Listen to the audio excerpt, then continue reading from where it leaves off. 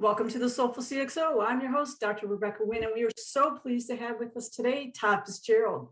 He serves as a VP Cybersecurity Strategy and Chairman of the Cybersecurity Collaborative Executive Committee.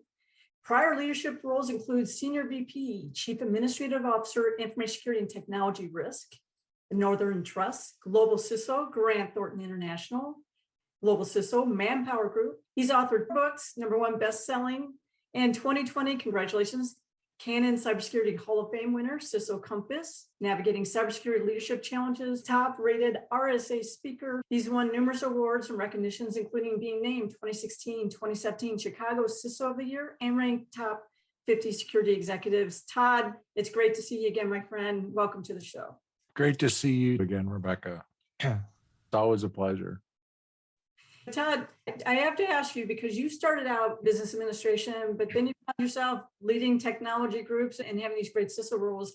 How did that transition from business administration and technology come about? Well, in college, I started as a mathematics major, and then I got to calculus and realized maybe this isn't my thing. And then I went into accounting, and I was an accounting major. And then I thought, well, do I really want to do this all day? And so I went into business administration and got out of college and got a job as a computer programmer. So I've often thought of that as, what is the thread between that? And what I've come to realize, because I also spent a lot of time, it's kind of a side hobby of mine, looking at psychology and the Myers-Briggs stuff and all the personality profiles. I find that's fascinating. And what I've come to learn is there's an analytical bent to that. It's very logical. Math is logical. Computer science is logical. And so all of those things connected to each other. And I think I got into management because I think I always realized there was this, you come to this career point where you say, I was leading DBAs at the time, and I said, there's some really good DBAs, and I don't think I could ever be as good as the best DBA I was working with. So I thought, well, maybe my skills lend more towards managing people. I've been doing that most of my career. No, it's always fascinating. My background's similar to yours. I was chem major, and I was always a mathlete and stuff along those lines, and then switched into business administration. And then after a different career, actually got in technology. But I agree with you. The analytic skills, the ability to be able to know what you don't know and be able to go ahead and see who has those unique skill sets that are more gifted in those areas than you is a great leadership principle. That you don't have to know everything, but you need to see that in your team and help pull that out. When you move into a management space, the one thing I tell people is that you're going to step away from the technical side of things, and you're never going to be as good as the most technical person on your team, but you still have a responsibility to stay technical so that you can talk to the team and that you keep that respect with the team. So I've always stayed technical, but I've always realized that was not my job, and that there were people that needed to be that way. And so you move into this space where you're uncomfortable because you don't have all the answers, but you have to depend on other people that do have answers. And I feel when you're uncomfortable, you're growing. Every time I've been uncomfortable, it meant I was learning something new. You just got to work through that till you cross the stream and you get to the other side and you look back and you say, wow, now I know this, and I didn't know that before. At the beginning, you always have that uncomfortable feeling. Did you have a specific time where an epic failure brought you out on the other side as a better person? I've had that many times. My most epic failures or learning lessons make me a better leader, a better person. You have to have those in your career or you'll never grow. I have been outsourced in my career. As I look back on it, in the IT industry, it's very common to changes in management. You outsource things. 7 times I've been outsourced. What's really great that I have been out of work about 15 weeks since I was 15. My job has changed over time because the management was moving things offshore. I realized those are opportunities to look at a different type of job and grow in. There was one time I didn't get a promotion that I thought I was going to get. I ended up leading external audits for 3 years in that organization. I got to see all the different audit firms, all the big four audit firms, the smaller audit firms came in, and I got to see how they did that work. Well, later I had the job as the global CISO for Grant Thornton, the number 5 audit firm in the world. I realized it was the experience I had gained from knowing how all the other audit firms were auditing security that was like gold, because I understood what our business was. And that really helped me. At the time, I didn't get that promotion that I thought I should have had. There was a reason. I was building experience I didn't know I needed down the road. I couldn't agree with you more. You've changed companies quite a few times for, like you said, a variety of different reasons. And it's interesting when I speak to some companies, they seem to be going, you weren't at one company for 10, 15 years. I would tell you, for me, that scares me when someone's only had one point of view of seeing things for that long period of time. Do you think having 4 or 5 different places in CISO gives you a better perspective than if you'd only had that one perspective maybe for your whole career? Yeah, I built a lot of experience because I have worked in different organizations and I've seen different ways of doing things. I would also say, though, that even somebody that's worked in one organization for a long time, that you can learn where you are. And you can learn different things in that environment if you take the time to do that. So you can always develop skills over time. When I look back, I've had different jobs, but I've also had 2 employers for 10 years and 9 months each. That must be my expiration date. But I do think that you do grow. But I don't think it's good for people to every couple of years to go looking for another job. I think it's important to find that job that is your sweet spot. Maybe it's incident response. Maybe you love being in a crisis and you want to be in that mode. Well, find that job that does that. Maybe you don't like that and you want to, do something that's along the governance side of life. And you like organizing things and seeing gaps. Do that kind of a job. Don't feel like you have to be, the top CISO in the country, because that's not what's going to buy happiness in the long term. No, I agree with you. You mentioned on a tweet, we finally get this right when we talk about vulnerability management. Why do you think we keep repeating bad behaviors consistently in the vulnerability incident response field? I think it has more to do with funding than anything else. CISOs know what needs to be done, but it's how we get the right amount of funding to make that happen. And that's a skill CISOs have to develop. It's not just those technical problems. We need to be able to be able to address.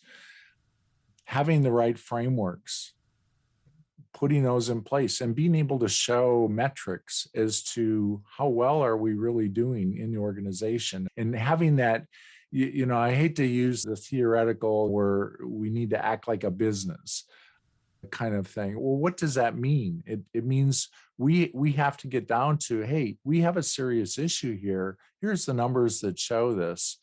And this is an area we need to improve upon. And I think that's where we need to do. I spoke at a conference that had a lot of small business companies in there. And one of the poll questions I asked is, where does your CISO report? And do you have a CISO? It was interesting that almost 50% of the companies did not have somebody identified in that role. They were small companies, but this is really scary. And this is where the bigger companies really need to help the smaller companies, our supply chain, and help them to become better. Yeah, I agree. I see that time and time. I help firms out of ransomware attacks after they're bricked. But do you even have a security engineer on staff? Do you have somebody reach out to? No, you as a CEO can't be that person. And your system admins generally are not going to be that person. You need at least have a fractional. Do you have a vCISO? Do you have a collaborate that you can reach out to so you can prevent these things from happening instead of being always reactionary. And for some reason, security, we're always like the last ones to the party. I think it's always been seen as a cost item. Things flipped a few years ago, 5 years ago. It used to be, why would they want my information? And now it's the fact that you want your information and you need it to run your business. I can encrypt it or disclose it, do a double extortion and get money from you. Every business now has to be on alert. This could shut down their business. Education has been happening. There's a tendency to, say, well, we've outsourced this to our MSSP, they'll take care of it. But then they don't have anybody in-house that's watching the MSSP and making sure that the right things are done. We need that balance on both sides. I've seen more recently when you mention MSSP or some other tool, they assume that the tool innately of itself will protect them, or that MSSP innately of themselves, and they forget what is the purpose of them. They're augmentations of current staffing capabilities. That also goes through on not having some sort of framework that you are going by to actually as a guideline. I've spoken on cybersecurity framework to small businesses. You've mentioned in tweets, there's like 13 frameworks, there's 900 frameworks out there.